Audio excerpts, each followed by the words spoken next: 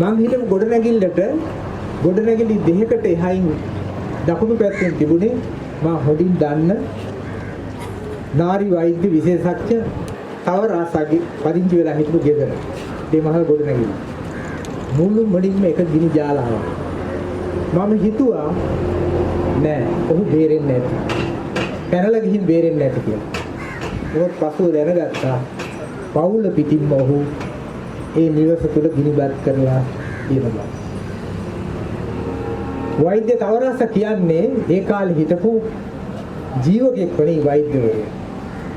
කොතරම් ඔහු කෙරේ විශ්වාසය තියනවාද කිව්වොත් මම මගේ මෑණියන් රැගෙන ගිය ඒ වෛද්‍යවරයා.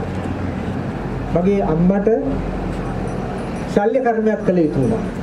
මගේ කැමැත්ත උනේ මේ වෛද්‍ය තවරසගේ අතින් කරගන්න.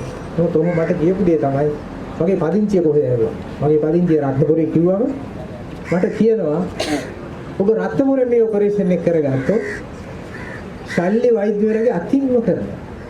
ඔබ කොළඹදි කරොත් අපි ඉදිරි පිට පුහුණු වෙන වෛද්‍ය ශිෂ්‍යයෝ අතින් කරනවා. කැමති එකක් තෝරගන්න. ඒ විදිහට මඟ පෙන්නපු වෛද්‍යවරයෙක් තමයි වෛද්‍ය තවරස. තවත් ලක්ෂ සංඛ්‍යාත මිනිස්සුන්ගේ ජීවිත ගලව ගන්න හිටපු ඔහු ගිනිබත් කරා. ඊට පස්සෙ මම ඇවිදගෙන ගියා. දැන් අඩ සීයෙන් වගේ තමයි ඇවිදගෙන යන්නේ බොරැල්ල දිහා. ඒ අරකොට හතර පැත්තම එකම ගිනි ජාලා. බොරැල්ලේ ඉඳලා මම ඇවිදගෙන ආවා පිටකොටුවේ ඔය ගුණසිංහපුර හරිය. එනකොට පාරේ මෙහෙම ගිනි ගොඩවල් වල එහෙට මෙහෙට ඇඹරෙනවා මිනිස් ජීවිත. පාඩ පිටින් පුච්චන. එතනම අර බෝධිය ඉස්සරහා පොලිස් නිලධාරීන් ඒ කාලේ තිබුණේ රයිෆල් ඒගොල්ලන්ගේ ආයුධ. කරේ එල්ලගෙන මෙහෙම එහාට මෙහාට ඇඹරෙනවා.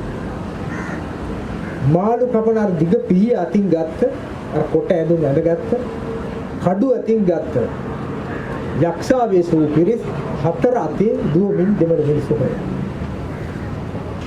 එතනින්ම ගියා ඒ වෙලාවේ නාවික හමුදා රථයක් නාවික හමුදා බටින් පුරවගෙන. ඔවුන් අර මැරකල්ලි වලට අතවනවා.